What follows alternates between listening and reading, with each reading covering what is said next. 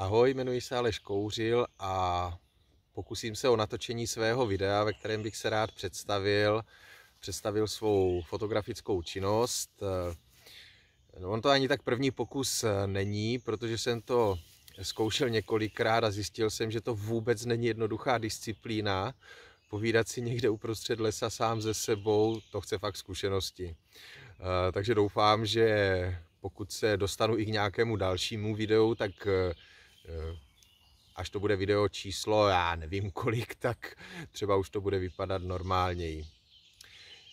Jak někteří asi víte, zabývám se fotografováním přírody, převážně zvířátek.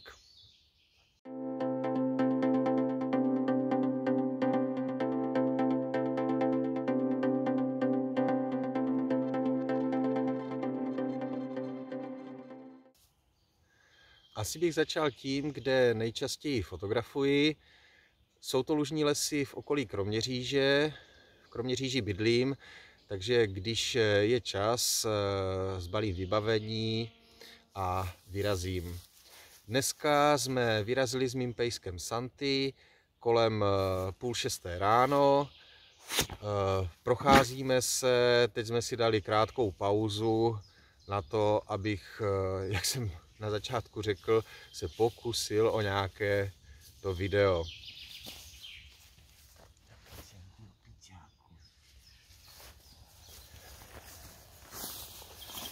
Mám za sebou několik dalších kilometrů a protože jsem si řekl, že toto video natočím po částech, tak bych přidal kousek. Asi bych měl říct něco o tom, jak jsem se k fotografování přírody dostal. Skloubilo se tady několik věcí. Za prvé, mám od malička vztah k přírodě, což pro tuto oblast fotografie je strašně důležité. Za další dělám v oblasti reklamy a to je víceméně o grafice, kompozici, zpracování digitálního obrazu. No a když se tady toto spojí, vztah k přírodě a nějaká ta grafická práce, tak z toho může vzniknout to, co vzniklo u mě, fotografování přírody. Dále bych mohl asi představit své fotografické vybavení, které sebou do lesa nosím, nebo respektive to není jenom do lesa. Já jsem zmiňoval lužní lesy, ale fotografuji také u rybníků, máme tady v blízkosti záhlinické rybníky.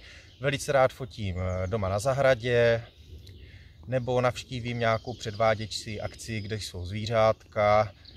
Občas fotím i pejsky. No ale zpátky k technice. Prostě nosím sebou v základu tuto sestavu. Skládá se z těla Nikon D850. Je to full frameový fotoaparát v rozlišení 45 megapixelů. Volím vysoké rozlišení z toho důvodu, že se pohybuji v divoké přírodě. Kompozice předem není jasná, jestli zvířátko, ptáček bude ode mě 5 metrů nebo 20 metrů. To vysoké rozlišení mi potom umožní dělat výřezy. Samozřejmě ty výřezy mají svůj limit. Nebudu z nějakých 8000 pixelů na šířku řezat 1000, jenom abych tam ptáčka měl. Takže maximální ořez snažím se držet něco málo pod 50%. Jo? Takže z toho důvodu používám full frame ve vysokém rozlišení.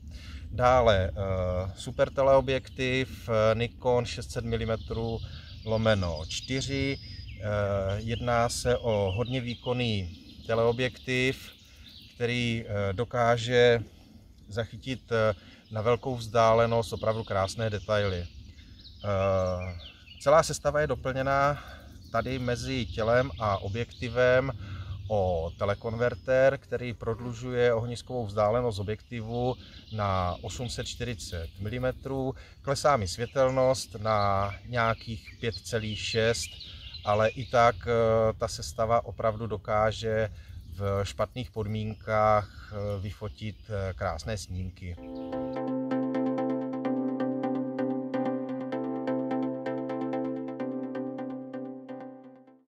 Popisovaná sestava není jediná, kterou používám.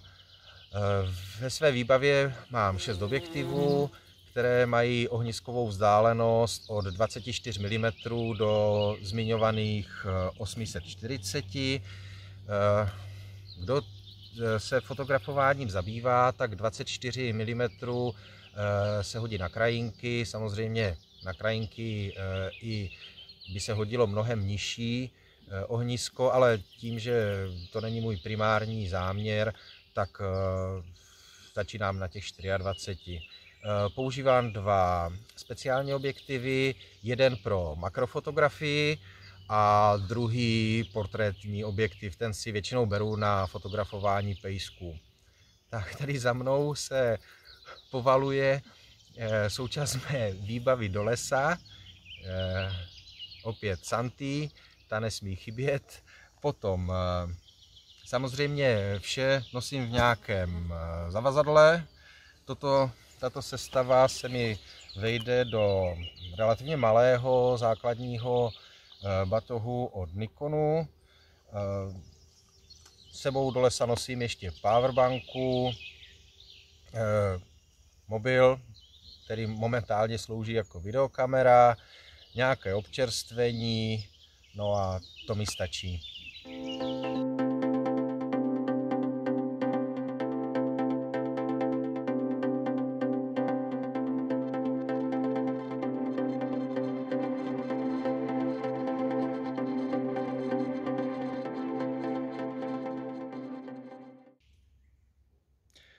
To by bylo asi všechno. Pokud jsem na něco zapomněl, v některém z příštích videí se o tom zmíním. Děkuji za pozornost, máte můj obdiv, že jste se vydrželi na mě dívat až do této fáze. Já sám bych to nevydržel, když jsem musel při stříhání tohoto videa. Pokud vás má tvorba zajímá, na obrazovce vidíte odkazy, kde ji můžete zhlédnout, jednak Facebook, něco málo Instagram a na mých webových stránkách. Tam také naleznete některé návody, mé zkušenosti, takže těším se příště a mějte se hezky. Čaute.